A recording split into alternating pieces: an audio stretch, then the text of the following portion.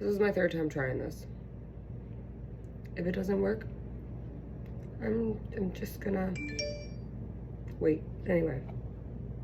This is a leap of faith, not God's existence. Right. But I think it's the leap of faith, because in some sense what you do is you decide that things are good and you're going to act in the service of the good in many ways despite the evidence. Yes. Right.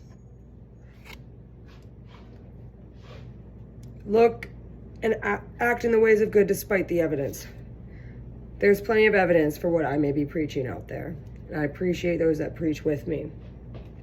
Going back to, it'll fast forward. I don't want to play the whole thing. But speaking about the Jungian perspective, Dr.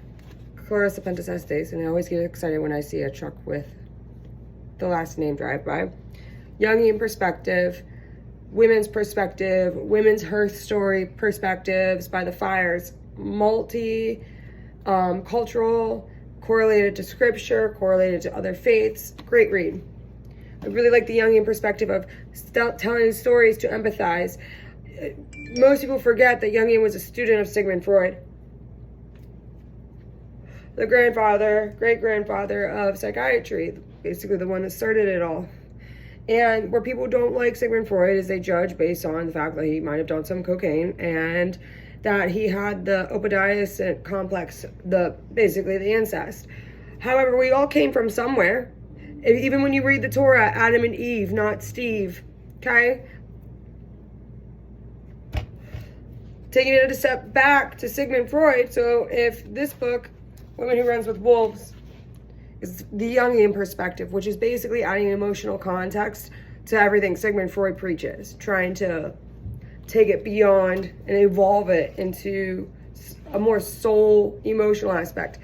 Reading this book by Barbara Walker, John Walker's ex-wife, Michael Walker's mom, Walker Family of Spies, this is a Freudian approach. The first time I opened it to the word prostitution. If you read it, it talks about how they actually used to sleep in front of the temple for 7 days, prostituting themselves before marriage. It talks about many other things that you can correlate back to scripture in the Old Testament. Since the New Testament, when Paul brought the pagans to be baptized, that's when Dr. Jordan B. Peterson, Peter said to Paul that Jesus is a Jew here to fulfill the prophecy, not abolish the law. And I heard you talking about Leviticus, and I can do more commentary on that later. I wanted to prepare to get ready for my children, but as I read this book, The Prophet, I can read one paragraph and correlate it. Well, you can pause, whatever you need to do to read it. Fast forwarding more into your round table, kind of like, oh no, now I'm gonna have my mind wiped. King Arthur and the Knights of the Round Table. When you look back, there was commentary about Eve, and yet again, I can make more comments on this, but just pause the notes. You can see how it ties to Lancaster County, PA, Cumberland County, PA, Dauphin County, PA, York County, PA, Adams County, PA, with just the notes on 2 seconds of words and names and how it correlates to my life.